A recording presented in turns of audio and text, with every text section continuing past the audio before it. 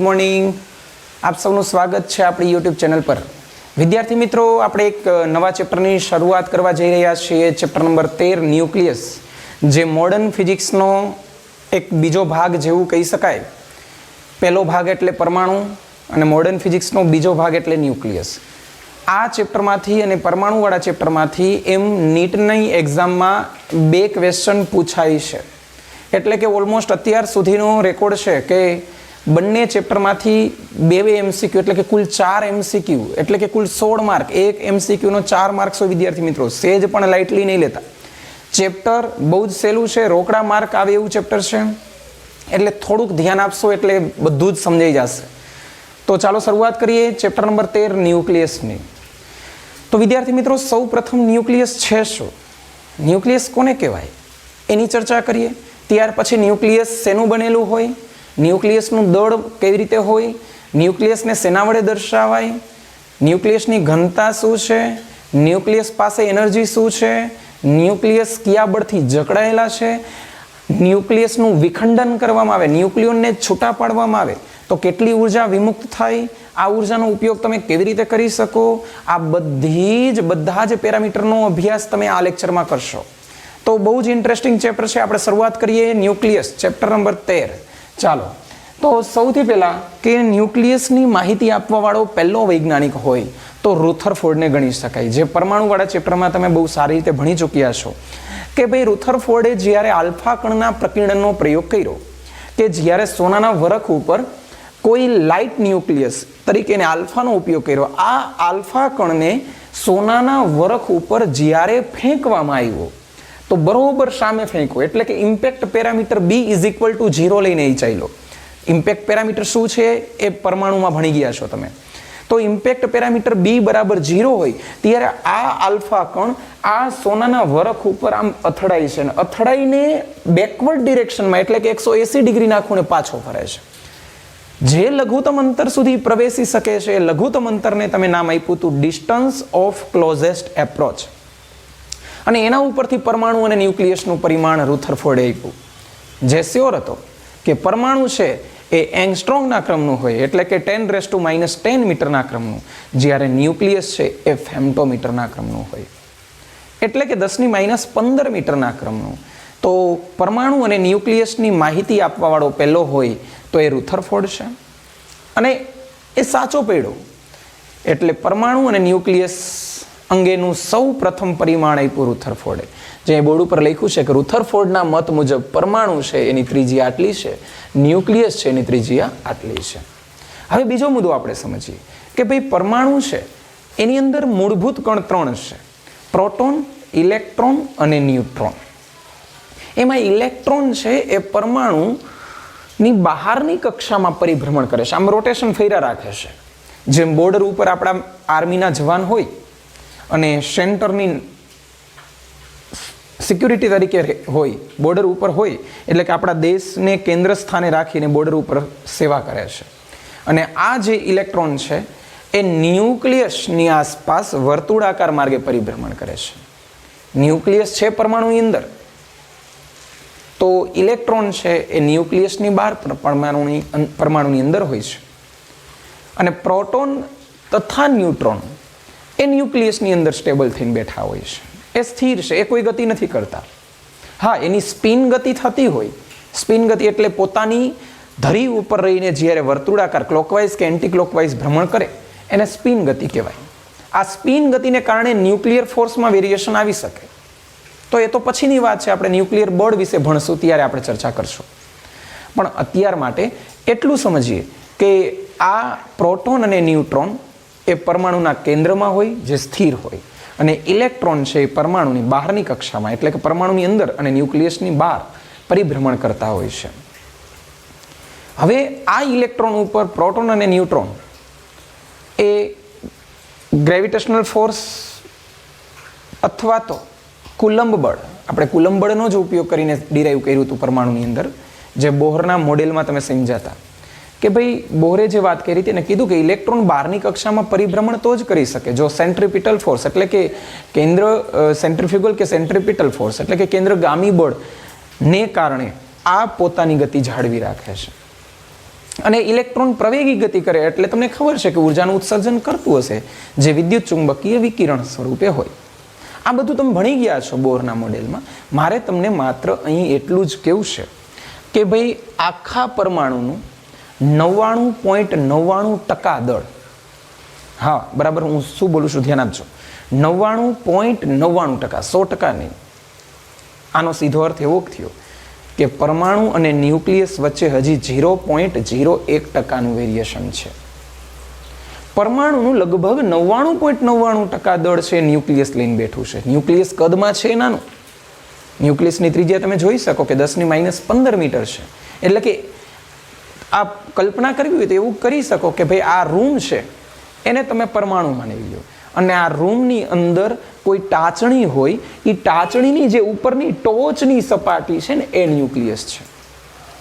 તો વિદ્યાર્થી મિત્રો કલ્પના કરો કે એક નાનકડી અમથી આખા રૂમનું દળ આ નાનકડી ટાચણીની ટોચ ઉપર રહેલું હોય, તો એ ટાચણીની ટોચ જેને આપણે ન્યુક્લિયસ કહીએ, એ ન્યુક્લિયસમાં કેટલી મોટી તાકાત હશે. ખૂબ જ નાની વસ્તુ પણ ખૂબ જ વધુ ઉર્જા લઈને બેઠું છે. અને આ જ ન્યુક્લિયસની ઉર્જા એટલે ન્યુક્લિયર બોમ્બ, જે આપણે આ ચેપ્ટરમાં છેલ્લે આપણે ભણશું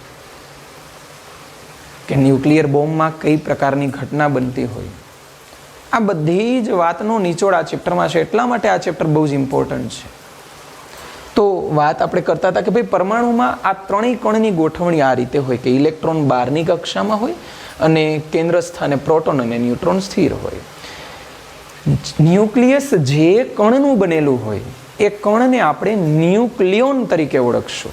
એટલે ન્યુક્લિયોન તરીકે કોનો સમાવેશ થશે? કોણ ન્યુક્લિયસમાં છે? પ્રોટોન અને ન્યુટ્રોન. એટલે ન્યુક્લિયસ છે પ્રોટોન અને ન્યુટ્રોનનું બનેલું છે, જેને સંયુક્ત રીતે આપણે ન્યુક્લિયોન કહેશું. અને આ પરમાણુ છે. ઓકે, આ પ્રોટોન, ન્યુટ્રોન અને ઇલેક્ટ્રોનના દળ મેં અહીંયા લખ્યા છે, જે આપ સૌ જાણો છો.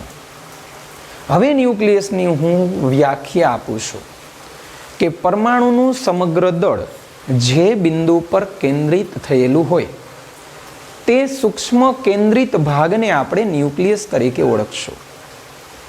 ફરીથી રિપીટ કરું છું, પરમાણુનું સમગ્ર દળ, મેં તમને કીધું પ્રમાણ આપ્યું કે 99.99% છે, એટલે દળની કંઈક ક્ષતિ છે એ આપણે નેક્સ્ટ લેક્ચરમાં ભણશું.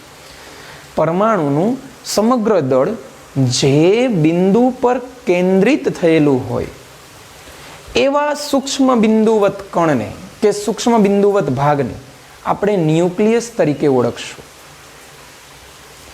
અને ન્યુક્લિયસ જે કણનું બનેલું હોય એ કણને આપણે ન્યુક્લિયોન તરીકે ઓળખશું.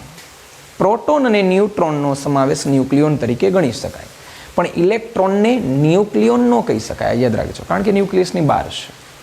હવે આપણે આગળ વધીએ કે ભાઈ આ ન્યુક્લિયસ કે આ પરમાણુ એનું દળ મારે શોધવું હોય તો એ તો ખૂબ જ નાનું છે.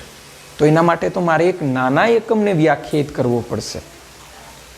અને આ નાનો એકમ એટલે એટોમિક માસ યુનિટ, જેને શોર્ટમાં AMU અથવા તો ખાલી સ્મોલ યુ તરીકે વ્યાખ્યાયિત કરશું. સાંકેતિક ભાષામાં યુ વડે દર્શાવશું.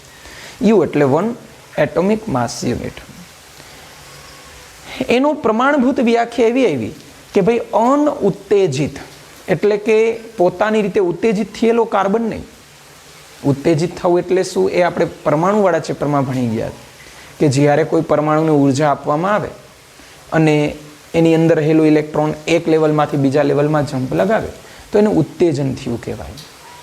કોઈ પણ પરમાણુને તમે ઉર્જા આપો એટલે એનું એક્સાઇટેશન થાય અને એક લેવલમાંથી બીજા લેવલમાં સંક્રાંતિ કરે.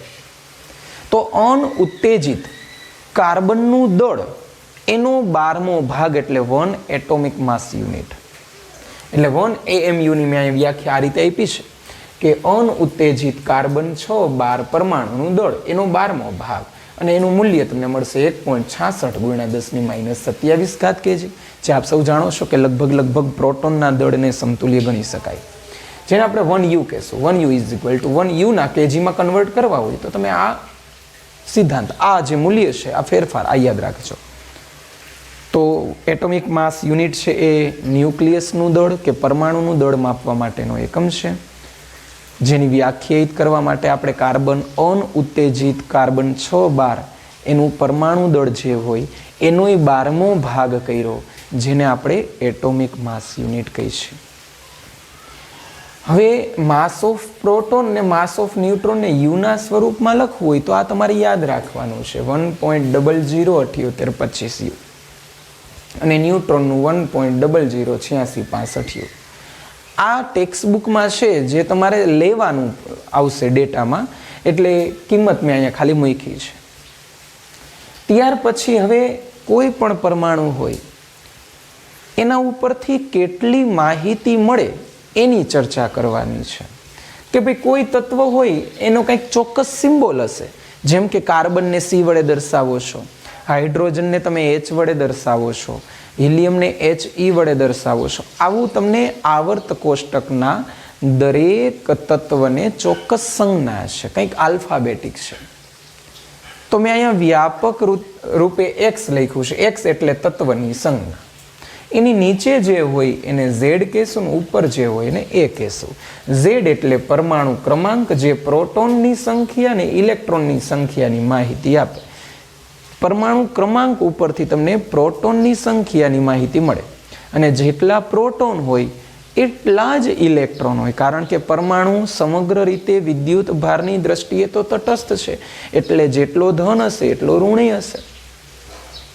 એટલે આપણે આ યાદ રાખશું કે Z છે એ પરમાણુ ક્રમાંક છે, A છે એ પરમાણુ દળાંક છે, અને પરમાણુ દળાંક એટલે ન્યુક્લિયોનની કુલ સંખ્યા છે.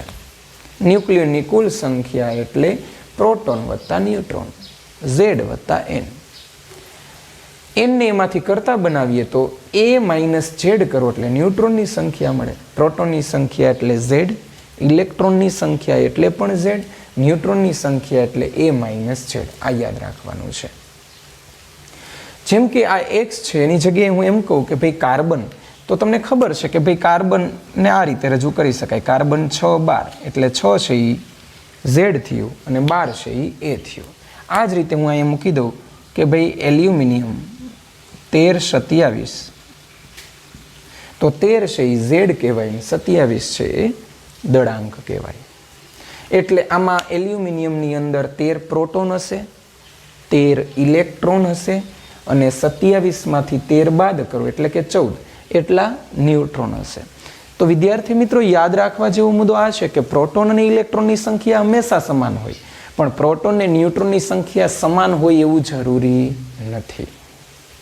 ઓકે, આગળ વધીએ કે હવે પરમાણુનું સમગ્ર દળ તમને ખબર છે કે ન્યુક્લિયસ ઉપર રહેલું છે, એટલે એપ્રોક્સિમેટ મેં લખ્યું છે, કારણ કે 99.99% હજી આમાં કંઈક ત્રુટિ રહી ગઈ છે.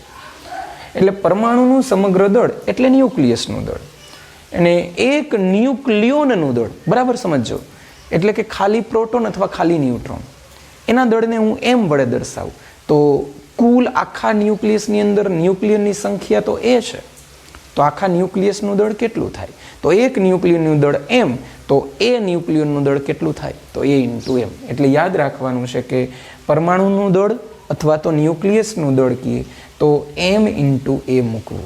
M એટલે એક ન્યુક્લિયનનું દળ, અને A એટલે ન્યુક્લિયોનની સંખ્યા, જેને દળાંક કહીએ આપણે.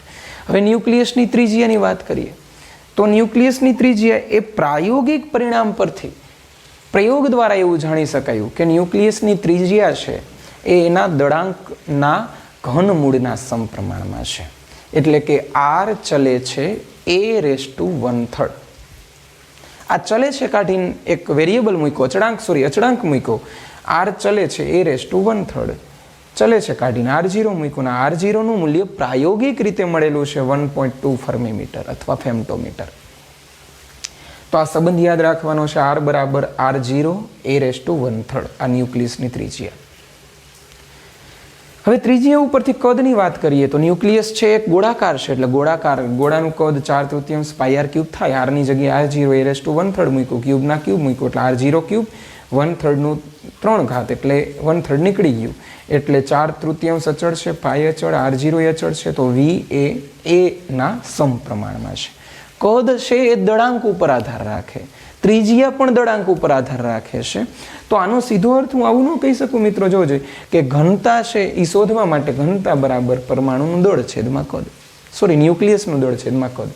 દળ ન્યુક્લિયસનું કુલ દળ એટલે m ઇન્ટુ એ, એટલે m ઇન્ટુ એ. વીનું સૂત્ર મૂક્યું 4/3 પાઈ r0નો ઘન ઇન્ટુ એ કેન્સલ, છેદનો છેદ અંશમાં એટલે 3m/4 પાઈ r0 ક્યુ. સ્મોલ એમ અચળ છે ને r0 અચળ છે તો ઘનતા અચળ કહેવાય.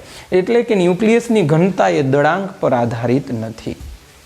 આવું આપણે અહીંયા પ્રૂવ કર્યું કે ન્યુક્લિયસની ઘનતા અચળ હોય મિત્રો, એ દળાંક પર આધાર રાખતી નથી. તો બસ આજના લેક્ચરમાં આ મેં પ્રસ્તાવના તમને સમજાવી.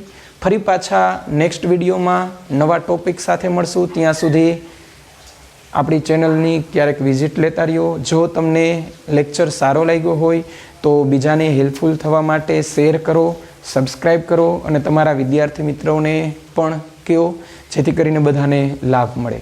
ઓકે, ત્યાં સુધી બાય બાય, થેન્ક યુ.